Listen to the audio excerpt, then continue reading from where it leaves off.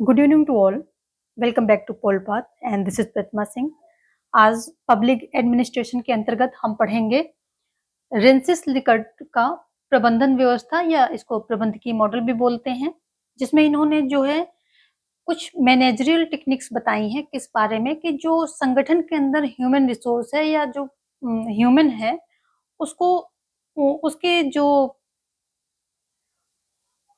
सही तरीके से उसको उस रिसोर्स को कैसे यूज किया जाए, तो इसी बारे में आज हम जानेंगे। और इससे जो है क्वेश्चंस आते हैं आपके पीजीटी हो या सेट हो नेट हो, सभी में इससे संबंधित क्वेश्चंस आते हैं। तो इनके जो मेन सिद्धांत हैं वो सभी हम इसमें ले लेंगे। तो जैसे कि लिंक्डइन का है वो भी ले लेंगे, और संगठनात्मक प्रभावशीलता का जो इन्होंने बताया है तो सभी के बारे में जानेंगे और एग्जाम पॉइंट ऑफ व्यू से जानेंगे, यानी कि फालतू की चीजें एलिमिनेट करके जो इम्पोर्टेंट चीजें हैं एग्जाम में जो पूछ सकते हैं उसको देखेंगे। तो देखेंगे आज। और इसके लिए देखिए आप जो है हमारे टेलीग्राम चैनल को आप फॉलो कर सकते हैं, वहीं पर आपको इसके जो हैंड रिटन नोट्स मिल जाएंगे और पीडीएफ भी इसका वहीं पर मिल जाएगा। जैसे क्लासेस पूरी हो जाएंगी, जो कि पूरी होने वाली हैं, तो 4 क्लासेस और आएंगी बस, फिर जो है आप इसके लिए टेलीग्राम पे हमें ज्वाइन कर लें। पोलपाथ पे सर्च करेंगे ओनली, ठीक है, @ नहीं लगाएंगे। और इसके अलावा डिस्क्रिप्शन में लिंक दिया गया है, तो आप वहां से भी हमें फॉलो कर सकते हैं। और डिस्क्रिप्शन में दूसरे लिंक भी दिए गए हैं जो कि टीजीटी पीजीटी के कोर्स वीडियो से रिलेटेड है, यानी कि जितने भी टॉपिक आपके सिलेबस से संबंधित है वहां पर दे रखे हैं, तो आप वो सारे टॉपिक वहां से अवेल करके अपना कॉन्सेप्ट क्लियर कर सकते हैं। क्योंकि विदाउट कॉन्सेप्ट क्लियरिंग आप जो है किसी भी एग्जाम को निकाल नहीं सकते, किसी भी एग्जाम में सक्सेस नहीं पा सकते हैं। तो इसलिए पहले कॉन्सेप्ट क्लियर कीजिए वहां से, फिर प्रैक्टिस तो हम कर रहे हैं, जो कि 7 बजे हमारी प्रैक्टिस क्लास भी आती है 7 PM, तो वो भी आप जो है देखना ना भूलें। देखेंगे हम क्या पढ़ रहे हैं कि जो रेंसिस लिकर्ट का प्रबंधकीय मॉडल है उसको उसके बारे में हम जानेंगे। तो सबसे पहले देखते हैं कि रेंसिस लिकर्ट जो ये थे कि कौन थे। तो ये थे कौन से, एन अमेरिकन सोशल साइकोलॉजिस्ट, और ये पैदा कहाँ पर होते हैं, 5 अगस्त 1903 को ये जो है पैदा होते हैं, ठीक है। और ये जो इनके सिद्धांत का मेन जो कॉन्सेप्ट है वो ये बताना चाहते हैं कि जो मैनेजरियल टेक्निक है, यानी कि जो मैनेजर होता है किसी संगठन का, उसके पास कुछ ऐसी टेक्निक होनी चाहिए। उन्होंने कुछ ऐसी टेक्निक के बारे में बताया है जिससे कि human use in the organisation, जो ह्यूमन होता है ऑर्गेनाइजेशन के अंदर जो कार्मिक होते हैं, उनमें जो है उनको कैसे अच्छी तरह से यूज किया जाए, जो भी उनके कार्य हैं उनके प्रोडक्टिविटी को बढ़ाने के लिए, प्रभावशीलता को बढ़ाने के लिए वो कैसे जो है यूज किया जाए। आगे है कि concern with managerial efficiency for achieving organisational goals, और ये जो है इस बारे में बताते हैं कि जो मैनेजरियल एफिशिएंसी है वो बहुत ही इंपॉर्टेंट होती है। जो ऑर्गेनाइजेशन का गोल है अचीव करने के लिए क्या इंपॉर्टेंट होती है, मैनेजरियल एफिशिएंसी। जो कार्मिक के ऊपर, यानी कि जो एम्प्लॉयज होते हैं उनके ऊपर जो मैनेजर होता है वो जितना एफिशिएंट होगा उतना ही ज्यादा जो है और कोई भी ऑर्गेनाइजेशन अपना गोल अचीव करेगा। और जितना वो लेस एफिशिएंट होगा उतना ही ज्यादा वो ऑर्गेनाइजेशन क्या करेगा, मतलब वो उसमें डिफिकल्टीज रहेंगी, यानी कि वो अपने गोल्स को अचीव नहीं करेगा। तो ये इनका मेन कॉन्सेप्ट है यहाँ पर। तो यहाँ पर कुछ इनके जो मेन वर्क हैं उसके बारे में बात कर लेंगे।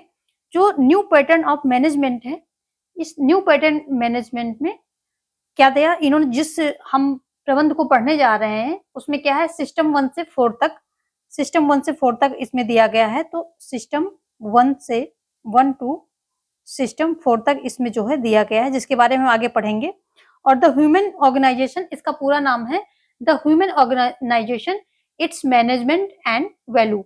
तो ये इसका पूरा नाम है। इसमें क्या है, इन्होंने ऑर्गेनाइजेशन इफेक्टिवनेस, जिसकी बात हमने की यहाँ पर, कैसे किसी ऑर्गेनाइजेशन को मतलब मच मोर इफिशिएंट बनाया जा सकता है। तो इफेक्टिवनेस, ऑर्गेनाइजेशन इफेक्टिवनेस की बात इसमें की गई है।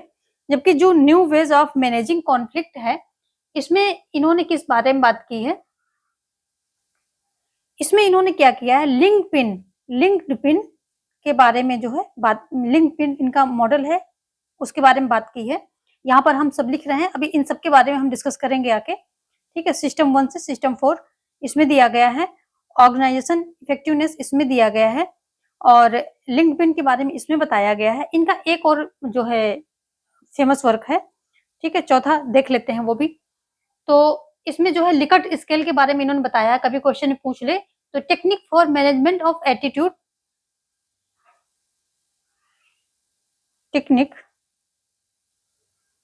टेक्निक्स फॉर मैनेजमेंट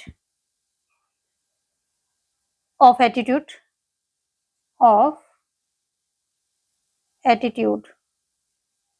ये इनकी बुक है, जिसमें ये क्या बात करते हैं, लिकर्ट स्केल जो है इसके बारे में ये बताते हैं। एक फॉर्मूला दिया था जिसमें किसके बारे में, जिसमें एटीट्यूड नापने के लिए, जैसे इन्होंने अपनी पीएचडी कंप्लीट की तो ये एक फार्मूले का जो है डेवलप करते हैं फार्मूले को, जिससे कि किसका मेजरमेंट होता था, तो मैनेजमेंट नहीं होगा, यहाँ मेजरमेंट होना चाहिए, मेजरमेंट, ठीक है, ये मेजरमेंट होगा, ठीक है। तो इसमें जो है एटीट्यूड का मेजर किया जाता था और इससे जो है लिकर्ट स्केल, ठीक है, क्या बोला गया इसे, जो है लिकर्ट स्केल बोला गया, स्केल जो है इस नाम से ये जाना जाता है। तो यहाँ पर ये जो इनका मेन कॉन्सेप्ट, हमने इनका वर्क देख लिया, ठीक है, और ये क्या आपने इस जो मॉडल है इसमें क्या मेन चीज ये बताना चाहते हैं वो भी हमने देख लिया कि ये मैनेजरल इफिशियंसी, यानी कि मैनेजर को कैसे अपने जो ये हैं संगठन के अंतर्गत कार्मिक है उनके साथ कैसे क्या डील करना चाहिए, वो उस बारे में जो है इन्होंने बताया है। और पूरा फोकस जो है मैनेजर पर रखा है कि जितना मैनेजर एफिशिएंट होगा उतना जो है ऑर्गेनाइजेशन अपने गोल को अचीव करेगा। तो इन्होंने जो है 4 टाइप्स ऑफ मैनेजमेंट स्टाइल बताया है। लिकर्ट की बात करें तो इन्होंने 4 टाइप मैनेजमेंट स्टाइल बताया, कौन कौन से बताया है। ये जब इन्होंने क्या किया कि मैनेजर और एम्प्लॉइज इन दोनों के रिलेशनशिप को ऑब्जर्व किया अच्छे से, और उसके बाद इन्होंने जो है ये मॉडल दिया, यानी कि ये 4 टाइप ऑफ स्टाइल दिए हैं। वैसे इन्होंने 7 टाइप ऑफ स्टाइल दिए हैं, 7 टाइप ऑफ स्टाइल का इन्होंने बात किया है, लेकिन जो मेन एग्जाम में पूछे जाते हैं वो 4 टाइप हैं। लेकिन फिर भी मैंने यहाँ पर आपको एडिशनल नॉलेज यहाँ बता दूंगी कि हो सकता है एग्जाम का जो है लेवल बढ़ रहा है तो आगे भी पूछ ले। तो वैसे ये मेन 4 हैं, इन्हीं को आप याद रखें। तो ये जो है, और देते कब है ये मैनेजमेंट सिस्टम 1960 में देते हैं, और ये विचार जो कि यहाँ पर लिखा हुआ है, Likert give the management system in 1960s which are based upon his observation of employees manager relationship in an organisation. Organisation के अंतर्गत एम्प्लॉयज और मैनेजर का जो संबंध होता है, उनके बीच में जैसे संबंध होते हैं, उसके आधार पर इन्होंने ये जो है क्या दिया है, ये मैनेजमेंट सिस्टम दिया है। तो जो है सिस्टम जो 1 है, सिस्टम 1, इसको सिस्टम 1 सिस्टम वो भी बोलते हैं। तो system 1, system 2, system 3 and system 4, ठीक है। तो ये जो है सिस्टम 1 क्या कहता है, एक्सप्लॉइटेटिव अथॉरिटेटिव, ये शोषणात्मक जो है प्राधिकारिक की बात करता है। जबकि सिस्टम सेकंड जो है ये क्या करता है, बेनिवोलेंट अथॉरिटेटिव, यानी कि हितैषी प्राधिकारक के बारे में बात करता है। और जो कंसल्टेटिव अथॉरिटेटिव होता है ये परामर्शी बात करता है, जबकि जो पार्टिसिपेटिव होता है ये सहभागिता की बात करता है। तो इनके बारे में हम आगे जो है विस्तृत जानेंगे, लेकिन उससे पहले आप ये देख लीजिए कि जो सिस्टम 1 के पहले सिस्टम 0, जो अभी हमने 7 की बात की है तो वो भी आप देख लीजिए कौन से सिस्टम 0 हैं। ये सिस्टम 0 की बात करते हैं, ठीक है। सिस्टम 1 से पहले सिस्टम 0 का इन्होंने दिया है, जो कि आजकल बिल्कुल भी प्रेजेंट टाइम में बिल्कुल भी ये एग्जिस्टेंस में नहीं है, बिल्कुल ये यहाँ पर एग्जिस्ट नहीं करता है, बिल्कुल भी एग्जिस्ट नहीं करता है, यह आजकल दिखने को नहीं मिलता है। उसके बाद ये है, इन्होंने क्या है, सिस्टम 4T के बारे में बात करते हैं, और फिर उसके बाद सिस्टम 5 की बात करते हैं, ठीक है। सिस्टम 5 की बात करते हैं तो कितने हो गए ये, 4 एंड 5 6 7, ये पूरे 7 हो गए। तो 7 इन्होंने अगर कभी आ जाए तो 7 इन्होंने सिस्टम की बात की है, बट जो मेन है वो यही है, exploitative benevolent and consultative participative, यानी कि शोषणात्मक, हितैषी, इसको परोपकारी भी कहीं कहीं लिख के आ जाता है, परोपकारी, फिर परामर्शी और सहभागी। ये 4 जो है मेन होते हैं। चलिए देखेंगे आगे, इनको हम वन बाय वन जो है इनके बारे में डेप्थ में जानेंगे, क्योंकि इन 4 के अंतर्गत से, इन 4 के जो अंदर से भी क्वेश्चंस आते हैं कि इनमें क्या-क्या व्यवस्थाएं हैं, कैसे ये इनके अंदर क्या सिस्टम था। तो सबसे पहले एक्सप्लॉइटेटिव अथॉरिटेटिव को हम देखेंगे, यानी कि जो शोषणात्मक है, शोषणात्मक को सबसे पहले हम देखेंगे यहाँ पर। तो जो मैनेजर एंड जो कार्मिक होते हैं, यानी कि एम्प्लॉयज होते हैं, उनके बीच में ये जो है एक्सप्लॉइटेटिव अथॉरिटी यानी शोषणात्मक जो प्राधिकारिता होती है, उसके बारे में जानेंगे।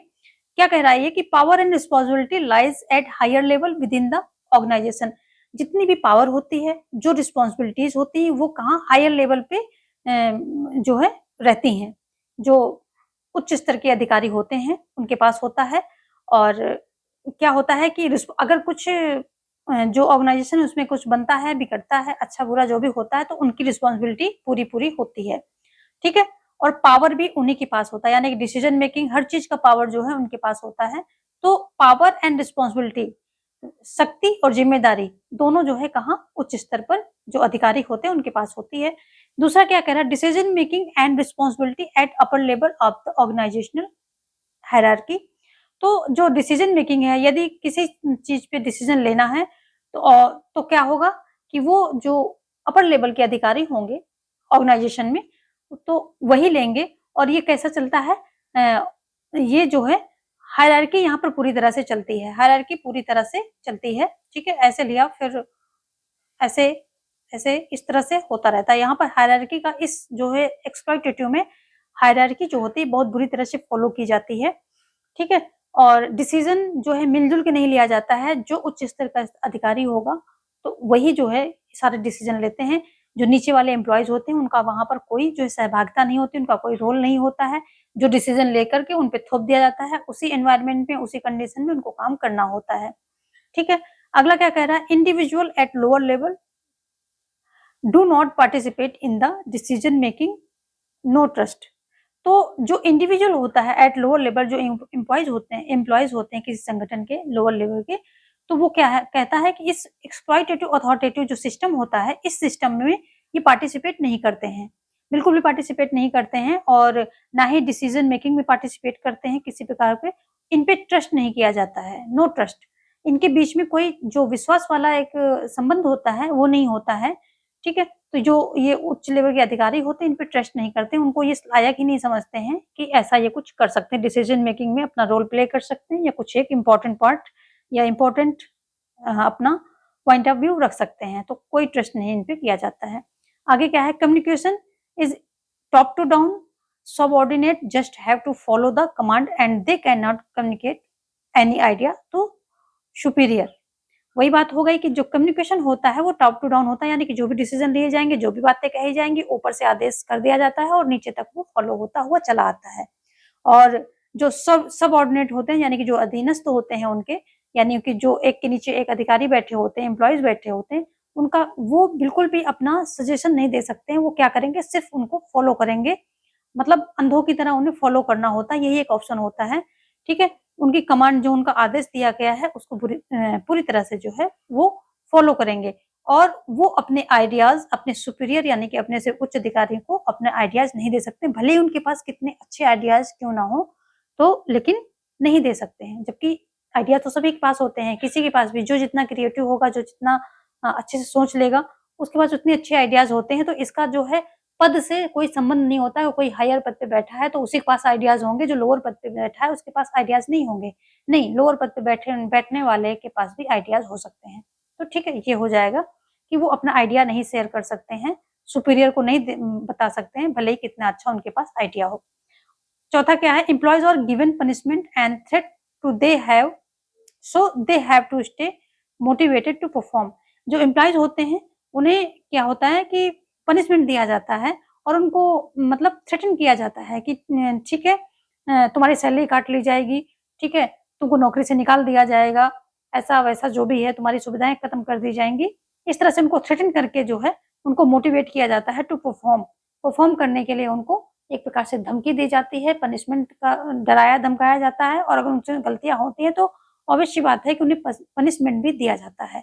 तो पनिशमेंट एंड थ्रेट करते हैं ये एम्प्लॉइज को।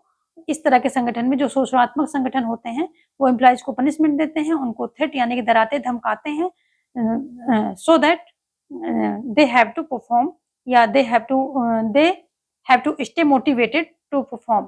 तो इस तरह की बातें यहाँ जो है एक्सप्लॉइटेटिव अथॉरिटेटिव यानी शोषणात्मक जो सिस्टम होता है इसके अंतर्गत इस तरह की बातें होती हैं। तो मेन अगर हम इसको समराइज करें तो यहाँ पर क्या होता है, डिसीजन मेकिंग ऊपर वाले लेते हैं, हायरार्की यहाँ बुरी तरह फॉलो होती है और नीचे वालों पर ट्रस्ट नहीं होता है, डिसीजन मेकिंग उनका कोई पार्टिसिपेशन नहीं होता है और जो कम्युनिकेट कैसा होता है, टॉप टू डाउन होता है, ऊपर से चलता चला आएगा, ठीक है, ऊपर से चलता चला आएगा और नीचे वालों को कोई ये हक नहीं होता है कि वो अपना जो है सजेशन दे सकें, आइडिया अपने सुपीरियर को दे सकें। They have just to follow the command, जो भी आदेश आ गया उसको फॉलो करने के अलावा उनके पास कोई ऑप्शन नहीं होता है। और क्या होता है कि इनको मोटिवेटेड रखने के लिए पनिशमेंट और थ्रेट का सहारा लिया जाता है। तो ये कुछ मेन से कॉन्सेप्ट हुए। देखेंगे दूसरा क्या कह रहा है कि बेनिवोलेंट अथॉरिटेटिव स्टाइल्स। तो ये क्या है, दूसरी हमने बात की थी परोपकारी या हितैषी, ठीक है, हितैषी प्राधिकारिता की बात की थी। इसमें क्या कहता है कि responsibility lies at the upper level of the organisation. तो जो रिस्पॉन्सिबिलिटी होती है वो यहाँ पर भी क्या होता है कि अपर लेवल पर जो है रहती है। संगठन के जो अपर लेवल होता है यानी कि उच्च अधिकारी जो होते हैं उन्हीं के पास जो है रिस्पॉन्सिबिलिटी होती है और नीचे वालों के पास भी इस सिस्टम में भी नीचे वालों के पास कोई रिस्पॉन्सिबिलिटी नहीं होती है, उनको जैसा कह दिया जाता है वैसा उनको करना होता है, ठीक है। उनकी कोई वैसे जिम्मेदारी नहीं होती है कि नहीं अगर काम कंपनी का बिगड़ गया तो उन पे आएगी कोई रिस्पॉन्सिबिलिटी, या अच्छा हो गया तो उन्हें जो है उस चीज के लिए उनको क्रेडिट दिया जाएगा, ऐसा कुछ नहीं होता, बस दे हैव टू वर्क।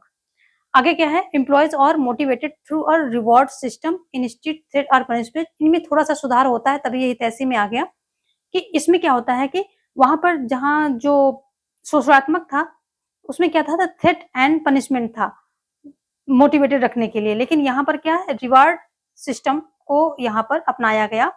थ्रेट और पनिशमेंट के बजाय क्या किया गया कि यहाँ रिवार्ड सिस्टम के द्वारा काम चलाया गया कि जो जितना अच्छा काम करेगा उसे जो है कुछ ना कुछ रिवार्ड, इंसेंटिव, ये सब चीजें देने की बात कही गई और इसके द्वारा, रिवॉर्ड के द्वारा, इंसेंटिव के द्वारा इनको जो है मोटिवेटेड रखा जाने का प्रयास किया गया। किसमें, बेनिवोलेंट, हितैषी।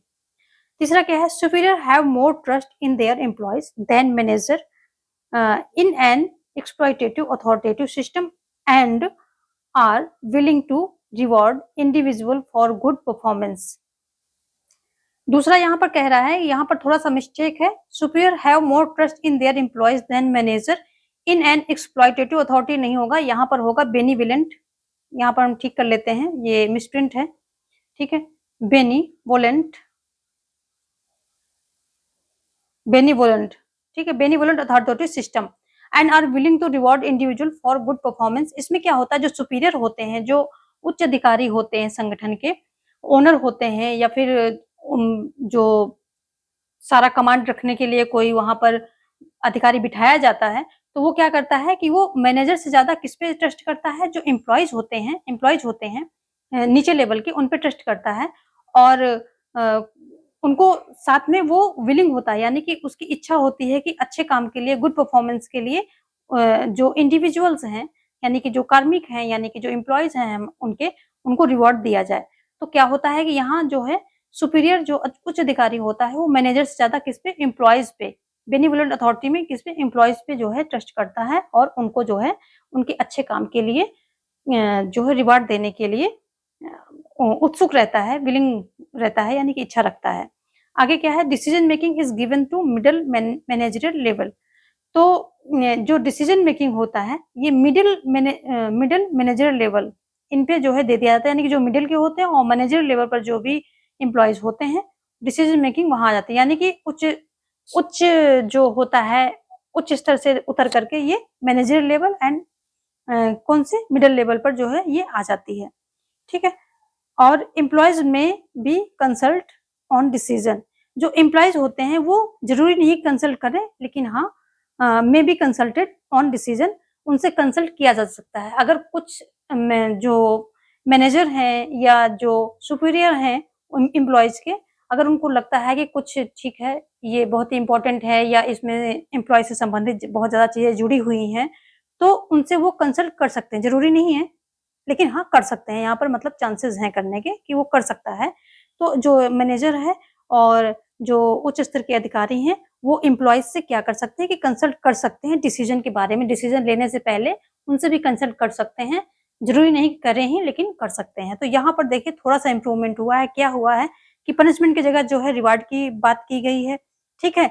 और एम्प्लॉइज़ में जो है ट्रस्ट किया गया है, मतलब दिखाया गया है सुपीरियर के द्वारा।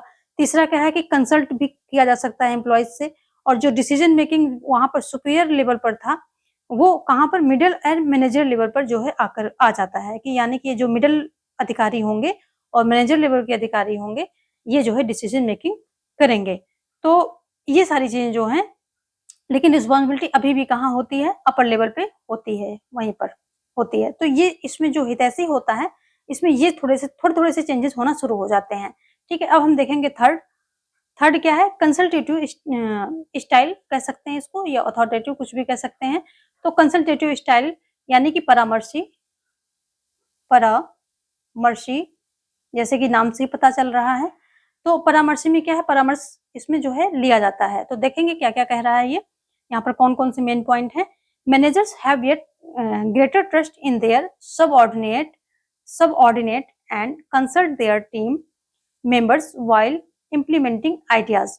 तो जो मैनेजर्स होते हैं वो इनके ये क्या करें, ग्रेटर ट्रस्ट करते हैं, यानी कि ज़्यादा ट्रस्ट करते हैं किसमें? अपने सबऑर्डिनेट में, और उनसे कंसल्ट करते हैं और जो आइडियाज जो अगर वहाँ से जो मिलते हैं उनको इम्प्लीमेंट भी करते हैं। ऐसा नहीं है कि जैसे वहाँ पर कंसल्ट करना, इसके पहले जो हमने पढ़ा तो उसमें क्या था कि उसमें कंसल्ट कर सकते थे, ऐसा ज़रूरी नहीं है, लेकिन यहाँ पर क्या है, कंसल्ट करते हैं।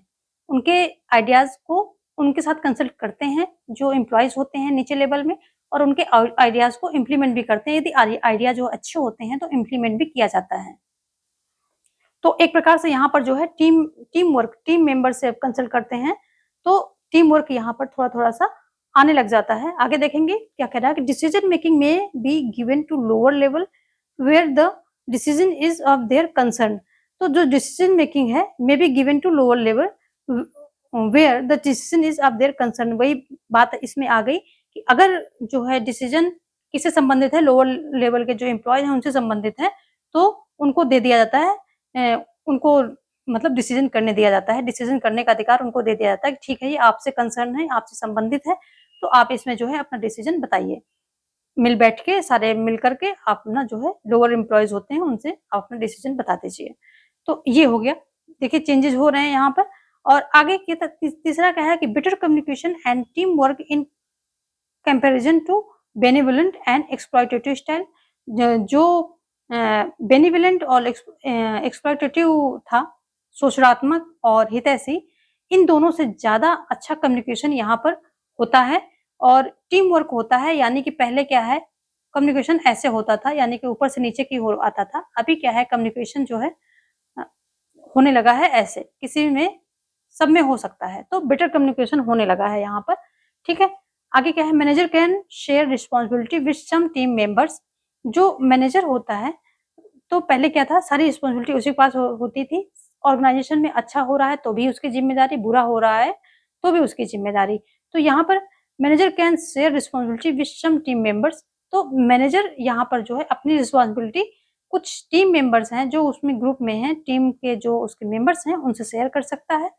तो रिस्पॉन्सिबिलिटी जब शेयर होगी तो सभी क्या करेंगे कि सभी ज़िम्मेदारी से काम करेंगे, क्योंकि चीज़ें बनती हैं तो भी उनको क्रेडिट दिया जा सकता है, और चीज़ें बिगड़ती हैं तब भी उनकी वहाँ पर उनकी ज़िम्मेवारी दिखाई, अकाउंटेबिलिटी जो है शो की जाएगी कि नहीं भई इसको भी ज़िम्मेदारी दी गई थी और काम नहीं किया।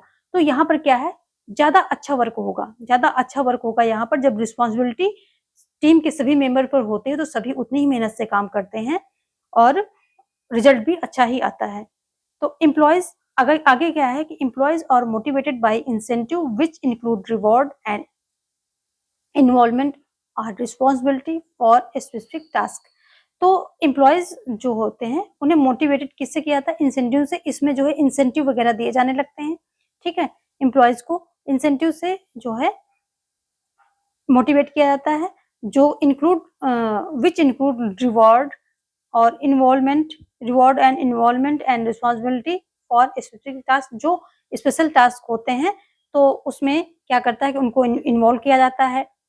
अब कोई विशेष टास्क कार्य हुआ और उसमें किसी बंदे को उठा करके, किसी टीम के मेंबर को उठा करके अगर आप मतलब उच्च लेवल के अधिकारी जो है जोड़ रहे हैं, तो ये उसके लिए क्या हुआ, मोटिवेशन हुआ, क्योंकि जो है उसको एक नीचे लेवल के एम्प्लॉय को इतना सम्मान दिया जा रहा है कि वो एक स्पेशल टास्क में, स्पेशल जो वर्क है वहाँ का, उसमें जुड़ करके वो अपना रोल प्ले कर रहा है। तो वहाँ किसकी, इसकी क्या है, सम्मान की बात आ गई, ठीक है। और रिस्पॉन्सिबिलिटी भी दी जाती है, और जहाँ पर रिस्पॉन्सिबिलिटी उन्हीं को दी जाती है जो काबिल होते हैं। तो रिस्पॉन्सिबिलिटी देने का मतलब किसी को दिया गया, इसका मतलब ही उसका सम्मान बढ़ जाता है, क्योंकि वो उस काबिल, उसको समझा गया है, उस रिस्पॉन्सिबिलिटी के काबिल उसे समझा गया है, तभी उसे रिस्पॉन्सिबिलिटी दी गई।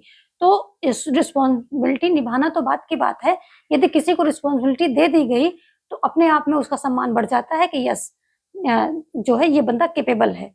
तो रिस्पॉन्सिबिलिटी दी गई, सम्मान बढ़ गया, किसी अच्छे टास्क में, स्पेशल टास्क में उसको इन्वॉल्वमेंट किया, उसका जो है सम्मान बढ़ा, और क्या है, रिवॉर्ड भी दिए गए। तो ये क्या है, इंसेंटिव। इंसेंटिव इस प्रकार के इंसेंटिव दिए जाते हैं जिसमें इंक्लूड क्या क्या है, विच इंक्लूड्स, इस प्रकार के इंसेंटिव में ये रिवॉर्ड इंक्लूड करते हैं, इन्वॉल्वमेंट करते हैं, रिस्पॉन्सिबिलिटी करते हैं। इस तरह की चीजें जो है ये क्या करते हैं, इंक्लूड करते हैं अपने इंसेंटिव में। तो कंसल्टेटिव यानी परामर्शी में काफी जो है स्थितियां सुधर जाती हैं, और यहाँ पर सब ऑर्डिनेट होते हैं, उनसे कंसल्ट किया जाता है, उनके आइडियाज को इम्प्लीमेंट किया जाता है।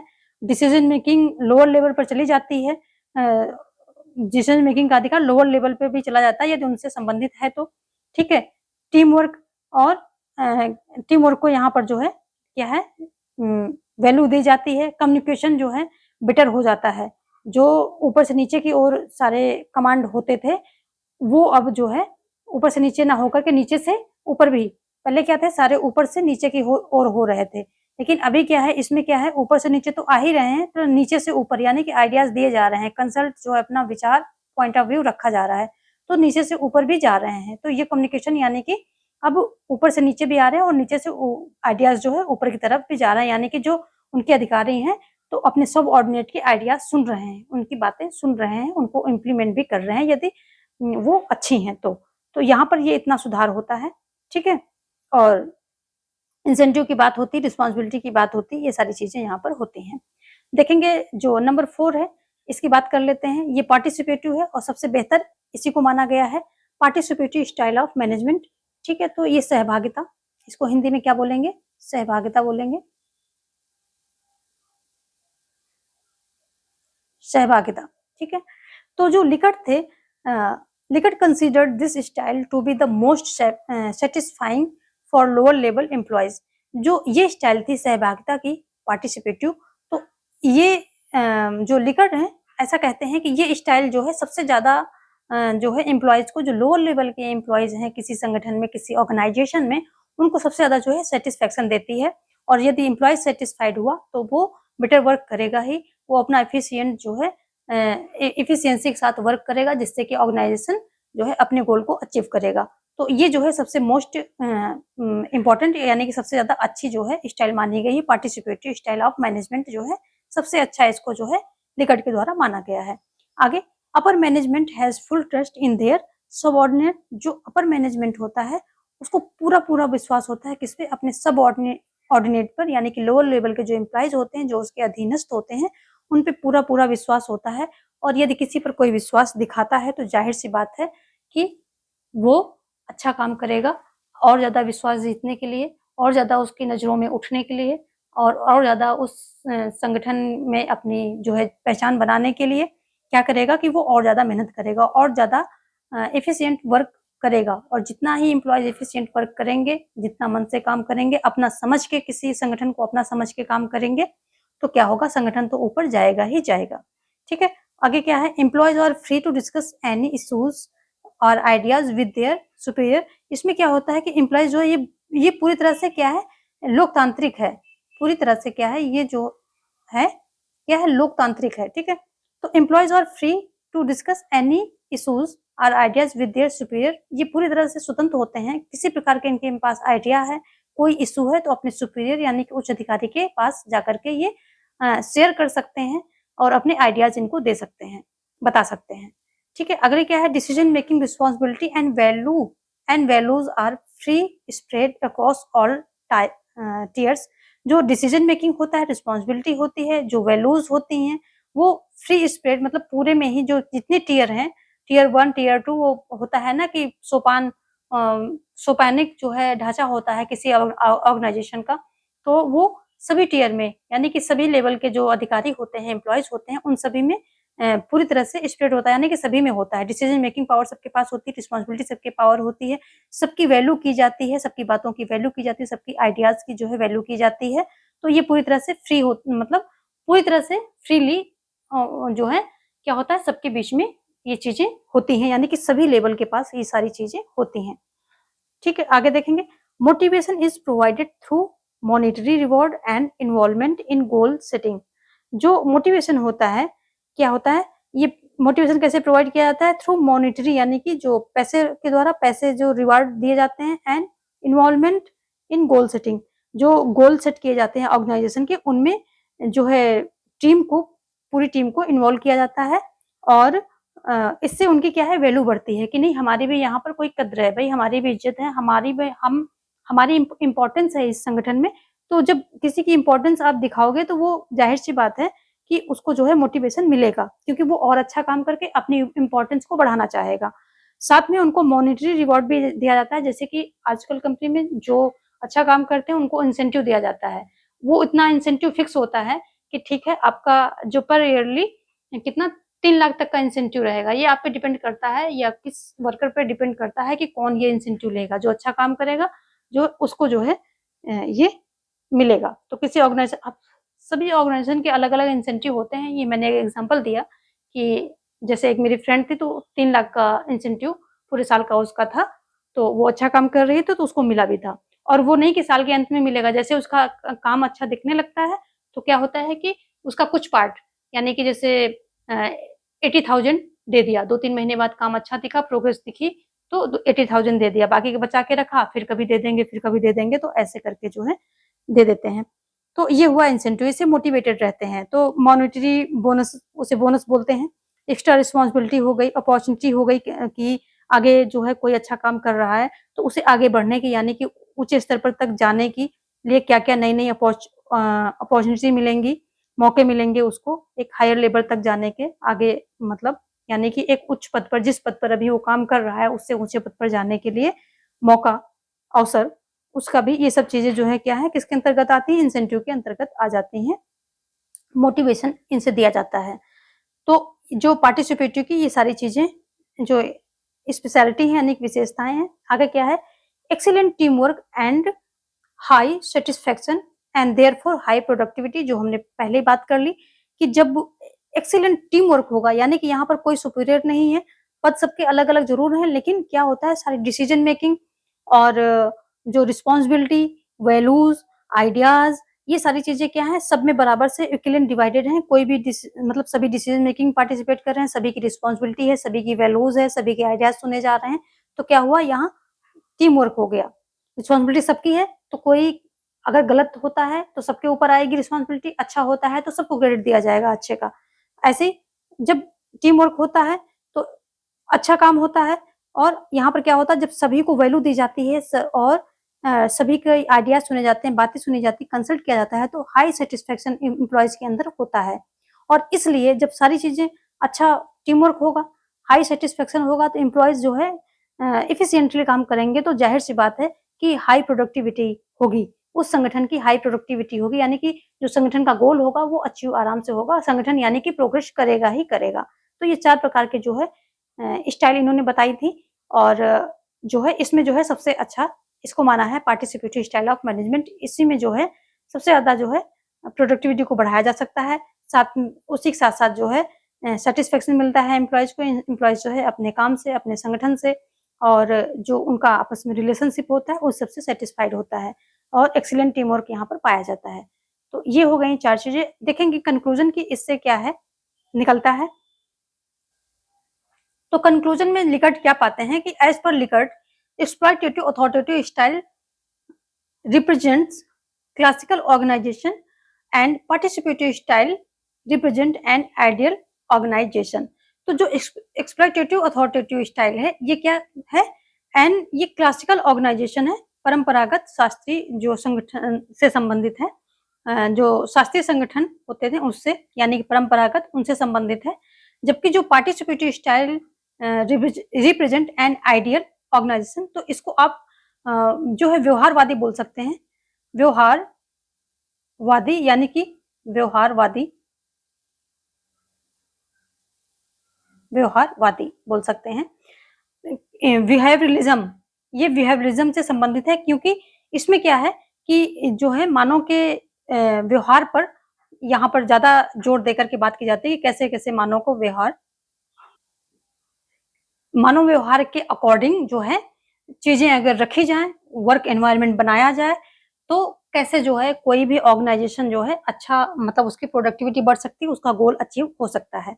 तो ये जो है पार्टिसिपेटिव कैसा है, व्यवहारवादी है, यानी कि बिहेवियरलिज्म है, ठीक है, बिहेवियरलिज्म से संबंधित है ये। और एक्सप्लॉयटेटिव तो क्लासिकल ऑर्गेनाइजेशन से संबंधित है, इसको परंपरागत संगठनात्मक सिद्धांत से संबंधित आप बता सकते हैं। आगे क्या है उनका दूसरा जो कंक्लूजन निकाला उन्होंने, he believe that manager who applied participative style were more successful as leaders. तो जो मैनेजर होते हैं किसी संगठन के, अगर वो पार्टिसिपेटिव स्टाइल अपनाते हैं, जो कि मैंने पहले ही बताया आपको कि पार्टिसिपेटिव स्टाइल जो भी मैनेजर अपनाते हैं तो वो क्या होते हैं, वो ज्यादा सक्सेसफुल लीडर्स होते हैं, वो ज्यादा सक्सेसफुल नेता होते हैं, क्योंकि उनको देखना तो देखो वो मैनेजर हैं तो उनका काम ही है लीड करना।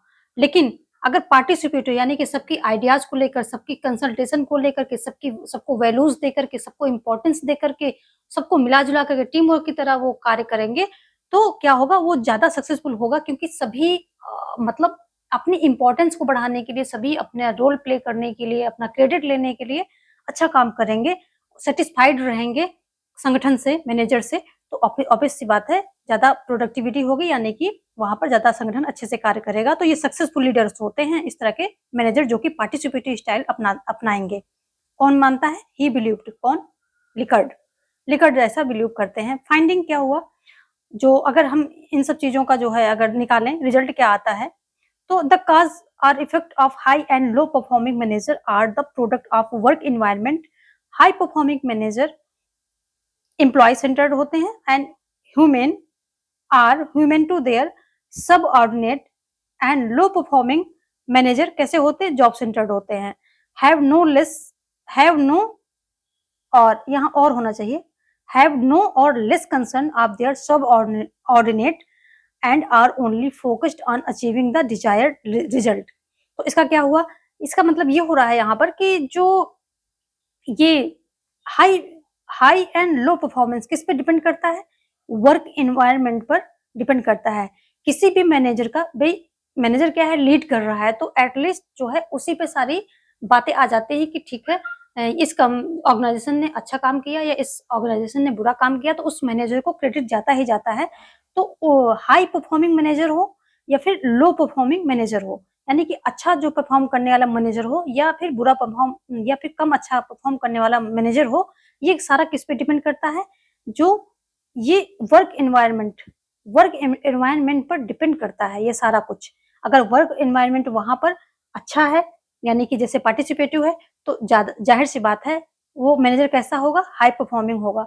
लेकिन वर्क एनवायरनमेंट अगर एक्सप्लॉयटेटिव है, शोषणात्मक है, तो वो मैनेजर कैसा होगा, क्योंकि वो संगठन उतना आगे बढ़ेगा ही नहीं, गोल अचीव ही नहीं करेगा, तो वो मैनेजर क्या हो जाएगा, लो परफॉर्मिंग हो जाएगा, क्योंकि एट द एंड जो है मैनेजर पे ही सारा बात आ जाती है। तो वो लो परफॉर्मिंग एनवायरनमेंट वो मैनेजर हो जाएगा जहां पर एक्सप्लॉयटेटिव एनवायरनमेंट है। ठीक है, इतनी बात हो गई। और जो अब क्या है, विशेषताएं क्या है हाई परफॉर्मिंग की, जो अच्छा परफॉर्म करने वाले मैनेजर होते हैं, इनकी विशेषता क्या होते हैं कि ये एम्प्लॉय सेंटर्ड होते हैं। जो कार्मिक होते हैं इनके यहाँ, उनसे उनके मतलब उनसे संबंधित होते हैं, यानी कि उनके बहुत पास होते हैं, और उनको जो है केंद्र बिंदु में लेकर के चलते हैं। तो एम्प्लॉय सेंटर्ड होते हैं जो हाई परफॉर्मिंग मैनेजर होते हैं, ये क्या होते हैं जो इनके कार्मिक होते हैं, एम्प्लॉयज होते हैं, उनको सेंटर में रख करके चलते हैं। और ह्यूमन मतलब काइंड होते हैं टू देयर सबऑर्डिनेट, और अपने जो उनके अधीनस्थ होते हैं उनके प्रति काइंड होते हैं, यानी कि उनके प्रति अच्छा व्यवहार करते हैं, काइंड रहते हैं। तो ये सारी बातें हो गई हाई परफॉर्मिंग के।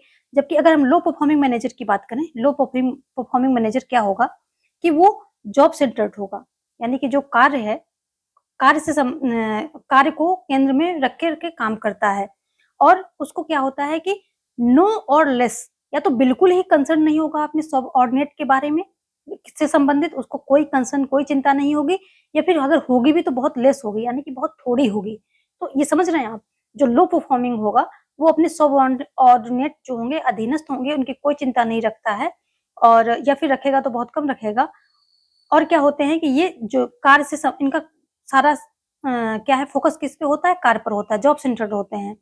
एंड और only focus on achieving the desired result, और इनका फोकस किस पे होता है, जो डिजायर्ड रिजल्ट होता है किसी संगठन को, उसको पाने के लिए, उसको अचीव करने पर ही इनका सारा फोकस होता है। अपने जो सबऑर्डिनेट की जो परेशानियां हैं, प्रॉब्लम है, उनसे इनका कोई संबंध नहीं होता, उनके बारे में इनकी कोई चिंता नहीं होती है। ठीक है, लो परफॉर्मिंग की ये बातें हो गई। ठीक है, लो परफॉर्मिंग ये हो गई। जबकि हाई परफॉर्मिंग होता है अपने सबऑर्डिनेट की चिंता करता है और उनके प्रति काइंड रहता है, और जो एम्प्लॉय होते हैं उनको सेंटर में रख करके सारी चीजें करता है। और इसकी वजह से क्या है, जब एम्प्लॉय सेटिस्फाइड हैं तो प्रोडक्टिविटी अपने आप बढ़ती है, और जो ऑर्गेनाइजेशन होता है वो अपने आप अपने गोल को अचीव कर लेता है। ठीक है, तो ये हमने थोड़ा सा कंक्लूजन निकालना कि जो है ये लिकट क्या सोचते हैं, अपने सारा मॉडल देने के बाद, इतना ऑब्जर्वेशन करने के बाद ये क्या समझते हैं, तो ये सब लिकट के अकॉर्डिंग है, जो कि काफी जो है व्यवहारिक भी है। आगे देखेंगे। अच्छा, यहाँ पर लिंक पिन्स एक इन्होंने फॉर्मूला दिया है। ठीक है, उसके बारे में थोड़ी सी बात कर लेते हैं। अच्छा, ये जो लिंकिंग पिन्स है, तो ये जो है, इसमें जो है लिकट क्या बताते हैं, इसमें ये बताते हैं कि लिंकिंग पिन्स ऐसा मॉडल है जिसमें एक जो इंडिविजुअल है, जो किसी ऑर्गेनाइजेशन में काम करता है, वो क्या है, एक समय में ही एक से ज्यादा डिपार्टमेंट या एक से ज्यादा टीम के साथ जो है जुड़ा होता है, उसका पार्ट होता है, एक से ज्यादा टीम का पार्ट होता है, एक से ज्यादा डिपार्टमेंट के का पार्ट होता है वो। ठीक है, और लिकट का मानना ऐसा था कि अगर यदि ऐसा करते हैं कि यानी कि एक व्यक्ति एक से ज्यादा डिपार्टमेंट या टीम से संबंधित रहेगा, जुड़ा रहेगा, तो ऐसा करने से ऑर्गेनाइजेशन में सभी डिपार्टमेंट या टीम कनेक्टेड रहेंगी, यानी कि वो एक दूसरे से जुड़ी रहेंगी और आपस में यूनिटी बनी रहेगी। तो ऐसा जो है लिकट मानते हैं। और ये कैसे मानते हैं, ये लिकट जो है लिंकिंग पिन जो है, क्या है कि ये सबसे उच्च स्तर का अधिकारी है। इसके नीचे मान लिया ये, चलो 2 और आ गए। ठीक है, ये 2 और आ गए इसके नीचे। अब क्या होगा कि ये इसके अधीनस्थ है और इसके नीचे और 2 आ गए, जो कि इधर भी आएंगे। ठीक है, तो ये 2 और आ गए, और इसी तरह से जो है आगे बढ़ते जाएंगे। तो और इसके नीचे भी 2 आएंगे, ऑपोजिट सी बात है, इसके नीचे भी कुछ अधीनस्थ होंगे। तो ये क्या हुआ, ये सबसे ऊपर को हो गया। ये क्या कह रहा है, ये सिर्फ एक से जुड़ा हुआ है, ये एक से जुड़ा हुआ है, और जबकि ये जो है इससे भी जुड़ा है, इससे भी जुड़ा है ना, और इससे भी जुड़ा है, और ये भी क्या है, इससे भी जुड़ा है और इससे भी जुड़ा है। तो इसको जो है ए बी सी डी ये दिया, ऐसे नाम दे दिया। ठीक है, ऐसे नाम दे दिया। और जो है यहाँ पर क्या है कि बी और सी है, देखिए यहाँ पर बी और सी ये 2-2 से जुड़े हुए हैं, यानी कि एक ही समय में एक से ज्यादा लोगों से जुड़े हुए हैं। ठीक है, इधर तो ये इनसे ऊपर अपने जो है उच्च अधिकारी से जुड़ा हुआ है, उसके साथ साथ जो है अपने नीचे अधीनस्थ से भी जुड़ा हुआ है। तो एक ही समय में ये एक से ज्यादा जो है टीम कह लीजिए, या एक से ज्यादा डिपार्टमेंट से जुड़े हुए हैं, और ये चेन का काम करते हैं। ठीक है, और कनेक्टेड फील कराते हैं पूरे जो है ऑर्गेनाइजेशन को, और क्या करते हैं कि आपस में इनकी जो है यूनिटी बनी रहती है, क्योंकि ये कनेक्टेड रहते हैं एक दूसरे से। बिल्कुल ऐसा नहीं कि एक ही ऑर्गेनाइजेशन के अंदर और एक दूसरे से अजनबी होकर के काम कर रहे हैं, ऐसा नहीं होता है। और साथ में कोई अब्सेंट हुआ, कोई थोड़ा सा कभी किसी दिक्कत में है, तो ये क्या होते हैं कि एक दूसरे के कार्य को थोड़ा सा संभाल भी लेते हैं। तो ये बोला गया है। जबकि इसकी जो है आलोचना भी की गई है लिंकिंग पिन्स की। कई आलोचनाओं, जो आलोचना करने वाले हैं वो क्या कहते हैं कि लिंकिंग पिन क्या है, एक त्रिभुज ही तो बना दिया, जो क्योंकि पहले से पद सोपानिक जो है ऑर्डर चला आ रहा था पुराने समय से पद सोपानिक जो है ऑर्डर चला आ रहा था। तो इसमें जो है इन्होंने क्या किया, एक त्रिभुज बना दिया। पहले से क्या था, पद सोपानिक ऑर्डर चला आ रहा था, एक के नीचे दूसरा, दूसरे के नीचे तीसरा, और इन्होंने क्या किया, एक त्रिभुज ही तो बना दिया, यानी कि एक से दो कनेक्टेड कर दिए, इससे फिर दो और कर दिए, इनसे दो और कर दिए, तो बोले कि एक त्रिभुज ही तो बनाया है और क्या किया है। इस बात पे इनकी आलोचना भी होती है। ये मैं आपको जो बातें हैं वो सब बताती जा रही हूँ, क्योंकि इनसे संबंधित जो है क्वेश्चंस आते हैं। तो बस इतना, जितना इंपॉर्टेंट है उतना बता रही हूँ, उसको आप ध्यान से सुन लीजिए। चलिए, ये लिंकिंग पिन के बारे में बातें हो गई, ठीक है। क्या बताते हैं कि जो है एक दूसरे से कनेक्टेड होते हैं। यदि एक व्यक्ति एक ही समय में एक से ज्यादा डिपार्टमेंट से जुड़ा होता है तो ये एक दूसरे से कनेक्टेड होते हैं और यूनिटी बनी रहती है किसमें, ऑर्गेनाइजेशन में। इसकी आलोचना क्या की गई है, आलोचना ये की गई है कि एक त्रिभुज ही तो बनाया है और क्या किया है, पद सोपानिक ऑर्डर जो पहले से ही चला आ रहा था उसमें एक त्रिभुज ही तो बना दिया है, ठीक है। आगे देखेंगे संगठनात्मक प्रभावशीलता, यानी कि ऑर्गेनाइजेशनल इफेक्टिवनेस, जो कि हमने आपको बात की थी किसमें, कि जो ऑर्गेनाइजेशनल इफेक्टिवनेस है किसमें, the human organisation, its management and value. ये पुस्तक मैंने शुरू में ही आपको बताई थी, आप थोड़ा सा वीडियो को रिवाइंड करके जाएंगे जब ऊपर, तब देखना अब आपको ज्यादा अच्छे से समझ में आएंगे कौन सी बुक किससे रिलेटेड है। तो उसमें हमने ये बताया था कि जो है ऑर्गेनाइजेशन इफेक्टिवनेस, किसी भी ऑर्गेनाइजेशन को इफेक्टिव बनाने के लिए जो है इन्होंने बताया है कि तीन चर के बारे में बात की है। तीन चर के बारे में बात की है कि इस तरह से किसी भी ऑर्गेनाइजेशन को इफेक्टिव बनाया जा सकता है, ठीक है। इसकी जो है चर्चा यानी कि विवरण किस बुक में है, the human organisation, its management and जो है वैल्यू, इसमें जो है इन्होंने की है। पहला बताते हैं कि जो पहला इनका चर है वो क्या है, कारण कार्य चर, ये बताते हैं कॉजल वेरिएबल। दूसरा क्या बताते हैं, हस्तक्षेपकारी यानी कि इंटरवीनिंग है। तीसरा क्या है, निर्गत परिणाम चर, यानी कि एंड रिजल्ट, जो रिजल्ट आता है लास्ट में, उसकी बात इन्होंने की है, ठीक है। तो यदि हम बात करें कि जो काजल वेरिएबल है या फिर कार्य कारण चर है, इसमें क्या है, तो इसमें जो है ये बात क्या करते हैं कि इस लेवल के अधिकारी, ये उच्च लेवल के अधिकारी जो होते हैं क्या करते हैं, पॉलिसी मेकिंग से संबंधित होते हैं, यानी कि इस स्तर पे पॉलिसी मेकिंग की जाती है, ठीक है। पॉलिसी मेकिंग से जो है ये कारण कार्यचर जो होता है ये पॉलिसी मेकिंग से संबंधित होता है। जबकि जो दूसरा होता है तो ये संगठन के हस्तक्षेपकारी क्या होता है, ये क्या होता है, संगठन के आंतरिक मामलों से, संगठन यानी कि ऑर्गेनाइजेशन के आंतरिक मामलों से संबंधित होता है, ठीक है। और अगर हम बात करें निर्गत परिणाम चर की यानी कि एंड रिजल्ट की, तो ये क्या करते हैं, ये परिणाम दर्शाते हैं, यानी कि ये परिणाम दर्शाते हैं, यानी कि रिजल्ट क्या आया वो दर्शाते हैं, बताते हैं, ठीक है। तो ये बातें हो गई इनसे संबंधित। और लिकट का ये भी मानना है कि अगर सबसे ज्यादा कहीं ध्यान देना है तो जो कारण कार्य चर है इस पे ध्यान देना चाहिए, क्योंकि इसमें क्या है, ये पॉलिसी मेकिंग संबंधित होता है। यदि पॉलिसी अच्छे से बन गई, ठीक है, यहाँ पर पूरा फोकस कर लिया गया, यहाँ पे सारी चीजें सुचारू रूप से अच्छे से लग गई, तो क्या होगा कि आगे के जो हस्तक्षेपकारी और निर्गत परिणाम चर हैं ये अपने आप ही इनका रिजल्ट अच्छा आएगा, यानी कि ये अच्छा कार्य करेंगे। तो सबसे ज्यादा ध्यान देने की इन्होंने यहाँ पर बात की है कार्य कारण चर में, जो कॉजल वेरिएबल्स है इसमें जो है सबसे ज्यादा इन्होंने ध्यान देने की बात कही है।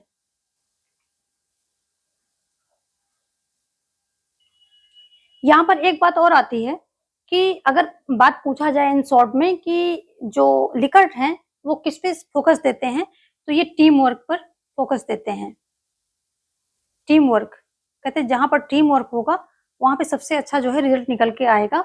और इसको बोलते भी है कि मोटिवेशन बाय ग्रुप ऑर्गेनाइजेशन, जो ऑर्गेनाइजेशन होते हैं वो कैसे ग्रुप मतलब ग्रुप में होना चाहिए, उनका सब कुछ समूह में सारी चीजें होनी चाहिए, ना कि इंडिविजुअल को रिस्पॉन्सिबिलिटी दो, डिसीजन मेकिंग पावर दे दो, ऐसा नहीं। जो कुछ होना चाहिए ग्रुप में होना चाहिए, टीम वर्क होना चाहिए, वहां पे रिजल्ट सबसे अच्छे आते हैं। तो जो लिकट का व्यवस्था मॉडल है, प्रबंधकीय मॉडल है, तो ये आज यहीं पर हमने जो इम्पोर्टेंट पॉइंट थे वो सारे यहाँ पर कवर कर लिए हैं, जो कि एग्जाम पॉइंट ऑफ व्यू से इम्पोर्टेंट थे।